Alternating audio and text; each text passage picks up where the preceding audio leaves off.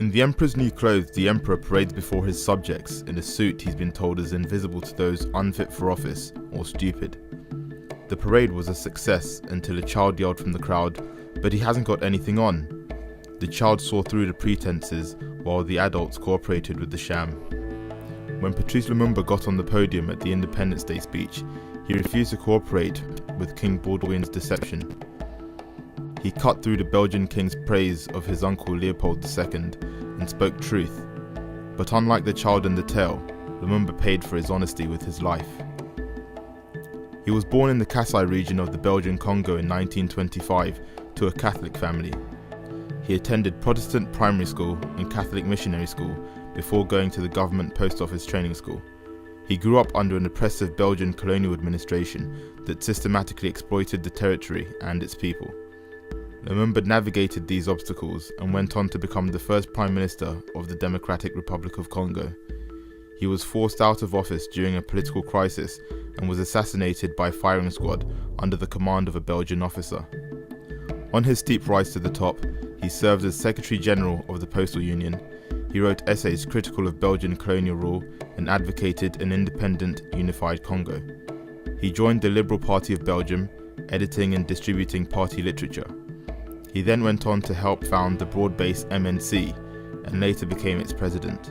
Lumumba was imprisoned several times, first for embezzlement, inciting anti-colonial riots, and finally for inciting the army to rebel, among other dubious allegations. In 1958, Lumumba was invited by Kwame Nkrumah to attend the first All-African People's Conference in Accra with other prominent figures in the Pan-African independence movement. Upon return, Lumumba continued to force the issue of Congolese independence and in turn headed on a collision course with the West. By now, Lumumba had become a prominent African statesman. He was a working-class hero and a natural leader to the Congolese, but a dangerous entity to others. Congo was a hive of political activity, culminating in independence, the Congo crisis, and then military dictatorship. Belgium caved in to rioting and protest, promising a general election in 1960. Lumumba's ambitions pitted him against greedy political rivals and subversive international interests. As a keen advocate of a united, independent Congo, Lumumba's national and continental vision made him a target. Most parties cut across local, regional or tribal lines, which led to the number of political parties ballooning to over 100. Lumumba's own MNC split into two factions, but he managed to form alliances around the country. Lumumba's main political rivals, Konakat's support was mainly drawn from the Lunda people and the mineral-rich Katanga province. The party's leader was the pro-Western anti-communist Moïse Tshombe, who wanted to continue his relationship with Belgium as well as autonomy for Katanga. His other political rival was the less impressive Joseph Kasavubu, who would go on to become the first president of the independent Congo. Kasavubu headed Abako, an organization that set out to rebuild the Congo kingdom that had been divided by colonialism. Lumumba's African Liberation Platform gave him broad support across the country, and his party won the most seats in the election. As a detractor of the Belgian relationship, Lumumba's presence in the new government was problematic. After some political wrangling, a coalition was arranged, with Kasavubu as president and Lumumba as prime minister. Then the army mutinied against their Belgian commanders. This eventually led to a breakdown in order and dissension into civil war.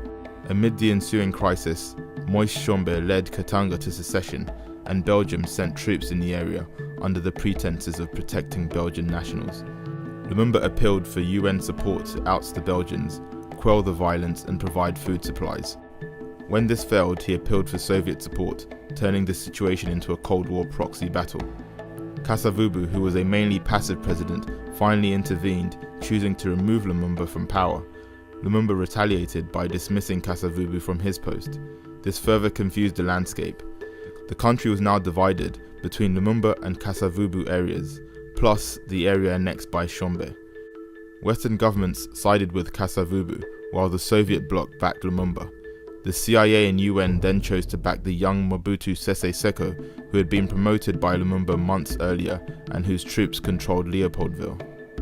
Most of the anecdotal evidence recounts how mournful and erratic Lumumba had become over the direction the country was going in. It didn't take long for a CIA-orchestrated assassination to be in the works. The first method was poison, which failed. Lumumba found refuge under UN protection in Leopoldville, but he wanted to return to his stronghold in Stanleyville. Mobutu's soldiers arrested him while he was on his way to Stanleyville. He continued to be a nuisance from jail, and there was only one way to silence him.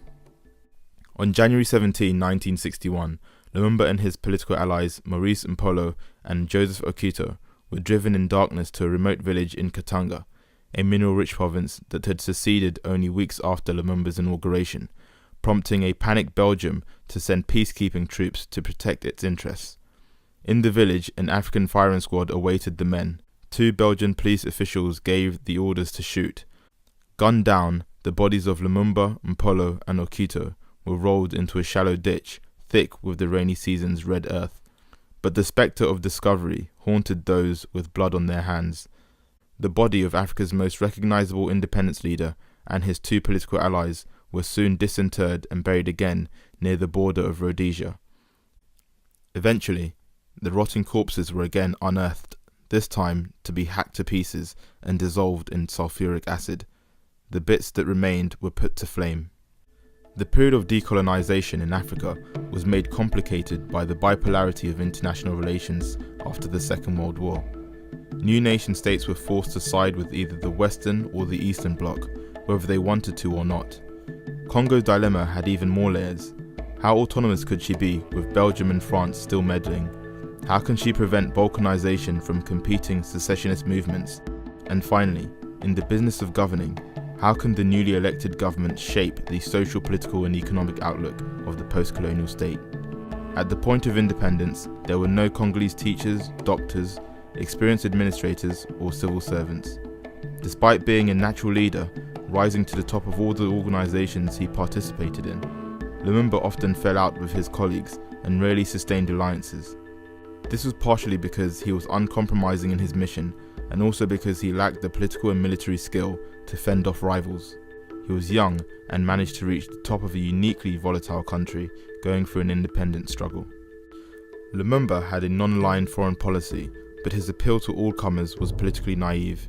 He underestimated the repercussions of playing both sides of the Iron Curtain. He always had one philosophy: Congolese liberation underpinned by Pan-Africanism. He did not identify as a communist like the West feared, and he rejected imported ideologies, saying, "This is a propagandist trick aimed at me. I am not a communist. The colonialists have campaigned against me throughout the country because I am a revolutionary and demand the abolition of the colonial regime, which ignored our human dignity. They look upon me as a communist because I refuse to be bribed by the imperialists." His first act as Prime Minister was to raise the salaries of all government employees except military officials, which contributed to the eventual mutiny of the army. He once said, "Political independence has no meaning if it is not accompanied by rapid economic and social development." In office, he was forced to look abroad for foreign loans and aid. The post-independence melee meant that there was simply no time to devise and implement policy. Politics got in the way. Patrice Lumumba was the victim of one of the most tragic and important assassinations of the 20th century. Over 50 years since his death, Congo is crippled with conflict and cursed with an embarrassment of natural resources. It awaits another leader with the impetus to unite it and eager to make its resources enrich its people.